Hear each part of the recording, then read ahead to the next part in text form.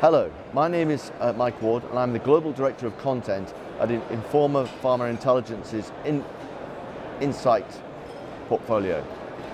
That includes Script, the Pink Sheet and In Vivo. We're here in Stockholm at the Bio Europe Spring Meeting, and I've been joined by Dr. Fritiof Pontén, who is the CEO of one of Sweden's actually youngest biotech companies, a company called QureTech Bio. So, Fritiof, welcome. Thanks for stopping by. It's a young company. Could you just give us a brief outline of the company's history and where it's come from? Sure. QureTech Bio is a young company, but it originates from a long scientific collaboration between researchers in Umeå in northern Sweden and at Washington University in St. Louis in USA. It started off with Professor Fredrik Almqvist spending his postdoc there, but making good friend with Professor Hultgren, where he wasn't acting actually, but with him in his baggage when he went home, he had a collaboration that then has been growing.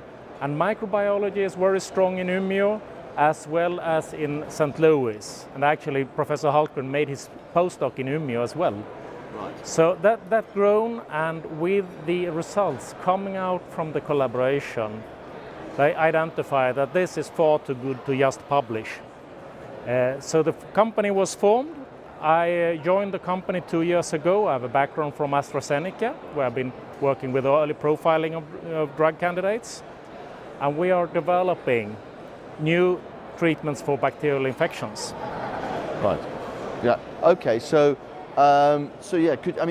it's for bacterial infections. So, is it a sort of a particular approach that you're taking that's novel? Yes. Our compounds are not designed as antibiotics to directly kill the bacteria. Right. It's virulence blockers, so we disable the bacteria in one way or another. It could be that we often call it we disarm them. Yeah. For example, in the case of tuberculosis, our drug messes up the redox system of the bacteria, and that induces a number of changes which don't kill the bacteria, but it makes it very susceptible to the antibiotics commonly used. And it's even so that the key antibiotic in TB treatment, isoniazid, that is biotransformed by an enzyme, CatG. And the effect of our compound is that CatG is upregulated, and that is responsible for the increased efficacy of isoniazid. And the really cool thing here is that for drug-resistant or isoniazid-resistant strains of TB, CatG is downregulated. And it's quite obvious. If the bacteria doesn't have the enzyme that transforms the key drug into its active form, it survives. Yeah. That's obvious. But we restore the sensibility towards isoniazid, and in that way we can reverse that kind of drug resistance. Right, so what sort of proof of concept have you actually achieved? So far in TB, it's in vitro studies. We are just now starting to do in vivo experiments in mice. Right. We have identified and secured that our key compound is orally available with a reasonable half-life and so on. And we have also found a formulation that will make it work. So we're just about to start that. Okay. And the sort of the IP, I mean, you sort of mentioned how it's coming from some different laboratories. Yes. So where does the IP reside? Have you licensed it, or has it been assigned to you? The IP has been licensed. Well, it's a combination between Fredrik, that owns his own IP in Sweden, and Washington University. So we have a license for the part coming from WashU, and Fredrik has assigned his part to the company. So that has been sorted out. Yeah. Okay. Now, of course, one of those sort of the challenges, and you kind of like sort of, mentioned it. One of the challenges for all antibiotics, or things that are going for against bacterial infections, is the rise of resistance. Yes. So, how is your approach going to really help that process, or prevent us to sort of having the kind of natural selection which allows more antibiotic resistance? Well, one common thing when it comes to drug resistance is that long treatment gives the bacteria opportunity to evolve. That greatly enhances the efficacy of isoniazid. We actually shorten the treatment, and that also gives less time for the bacteria to adapt to the drug. And so that's two advantages in that. First of all, the risk of resistance, the opportunity to cause resistance. But also from a patient perspective, current treatments are 6 to 9 months long. It's a horrible treatment. Based on the life cycle of the bacteria, we see a very good opportunity to shorten that. Our simulations tells us that we can shorten it to a month, which would be a breakthrough in the treatment of TB. And is TB presumably that's the first focus for your company, but can you apply it to other infections? Yep. We're running the TB project, but we're also running a Chlamydia project. Right. In that case, it's a monotherapy, so that's just the virulence blocker. The virulence blocker blocks the life cycle of the intracellular parasite. So once it's released to infect new cells, it's a dysfunctional bacteria that is released and cleared by the immune system. In that case, the drug is highly selective towards Chlamydia, which means that there is no meaning in exchanging genetic material with other bacteria.